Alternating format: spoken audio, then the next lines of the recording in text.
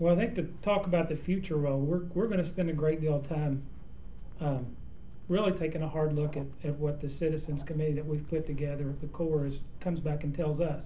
We've put some people on there that we think understand the arts and arts funding. But I think to fully understand it, you have to understand where we started and how far we've come. And city government, I don't think it's a surprise, as we've played an enormous role in arts funding. The funding that we have in the arts is probably per capita the highest in Kentucky. And if you compared it around the country, I'm sure it's one of the highest. Some people have done that. But on the flip side of the coin, I think the one thing that we need to remember and citizens need to remember is we didn't get a great arts community and an arts program in Owensboro by not funding it. Now, what I think our challenge is, what I think the Corps' challenge is how do we continue to have a great arts program, increase participation, increase the availability for people to be part of what's going on, and do it a little more economically. Because I think we're at a point, you mentioned the tipping point about downtown. I think we may be at a tipping point with the arts that I'm a huge supporter. The school systems have great art programs that are feeding in to our community's arts programs, and I don't want us to go backwards because it is a niche and it is something of this community. It's something we're all very proud of. So I don't want to see something that we do so well go backwards.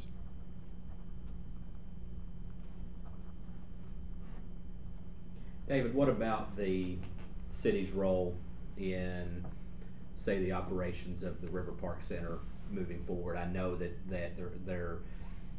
you're moving in that direction, and there's a basis for some ideas there, but maybe not a full-blown plan for what's going to happen. What do you see the city's role in the River Park Center's future being? Well, whether I'm part of city government or not, I think it's clear that, and if I am, that the city would have to be more involved when we take over the debt service payments on that facility.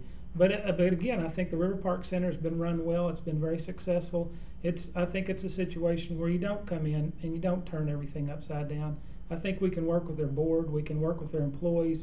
We'll probably have to make some changes because if it's a city entity, you can't have one part of city government functioning one way and another one completely opposite. But I think we can come to the table, and because the goal is to keep the facility as productive as it is right now.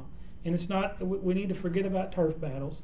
We need to forget about who's elected officials are and who board members are at the River Park. And the goal needs to be we keep that quality facility running at the level it is, offering the programs to not only citizens but the schools and people in the whole region.